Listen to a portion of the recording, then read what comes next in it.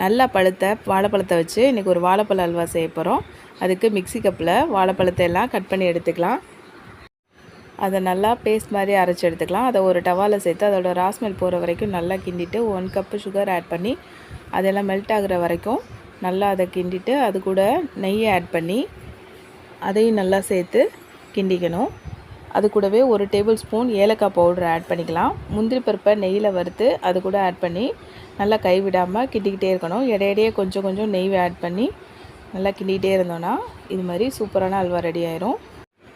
டவாவில் ஒட்டாமல் இது மாதிரி சுருண்டு வரணும். இந்த ஸ்டேஜில் அடுப்பை ஆஃப் பண்ணிவிட்டு நம்ம நெய் தடவின ட்ரேயில் இதை நம்ம மாற்றிடலாம். நம்ம விருப்பப்பட்ட ஷேப்புக்கு இதை செட் பண்ணிவிட்டு பீஸ் போட்டு நம்ம எடுத்து சர்வ் பண்ண வேண்டியதான். வாழைப்பழத்தில் ஏற்கனவே ஸ்வீட்னஸ் இருக்கிறதுனால நம்ம சுகரை பார்த்து தான் கொஞ்சமாக சேர்த்துக்கணும். நீங்களும் இதை ட்ரை பண்ணி பாருங்கள். ரொம்பவே நல்லா இருந்துச்சு. தேங்க்ஸ் ஃபார் வாட்சிங். Bye bye.